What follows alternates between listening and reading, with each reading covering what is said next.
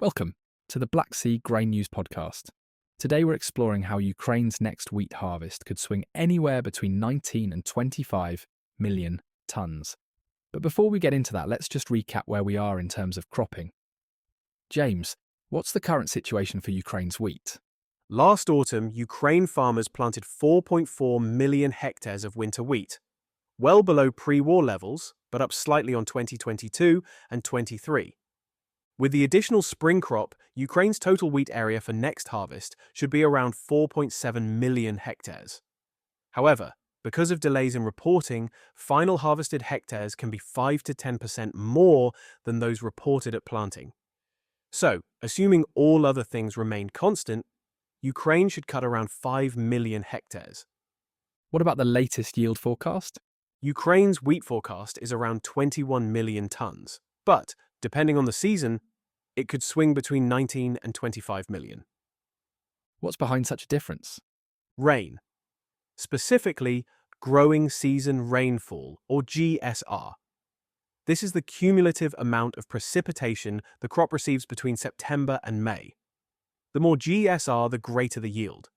We still need to factor in evaporation and transpiration, but there is a correlation between millimeters of GSR and kilograms of grain, which allows us to forecast Ukraine's wheat yield with a degree of accuracy. What's GSR telling us at the moment? Current GSR is around average, but it's worth noting that it's down on last year. And there are some very dry oblasts in the east. So, why are we saying the crop could swing between 19 and 25 million? Ukraine should cut 5 million hectares, but this would fall if winter losses are high, or reported hectares are inaccurate, or spring hectares are low. Likewise, it would be higher if winter losses are low, actual hectares are higher than reported, and so on. Then there's growing season rainfall. As we said, it's currently around average, but we still have 4 months of the season to go.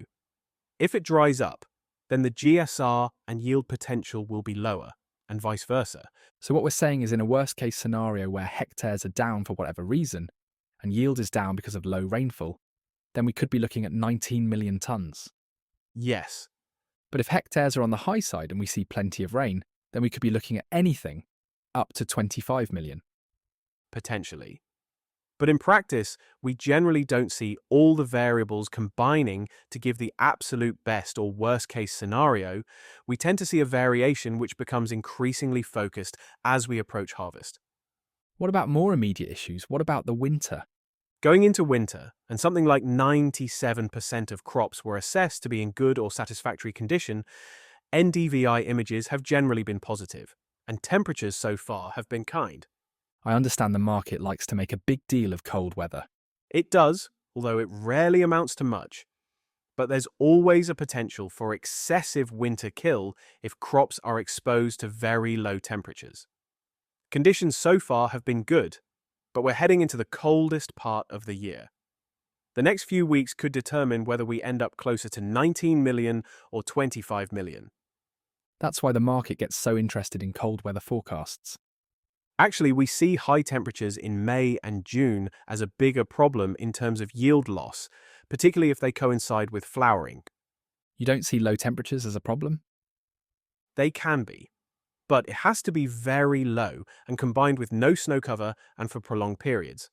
It takes a lot to kill winter wheat, and Black Sea varieties are tough.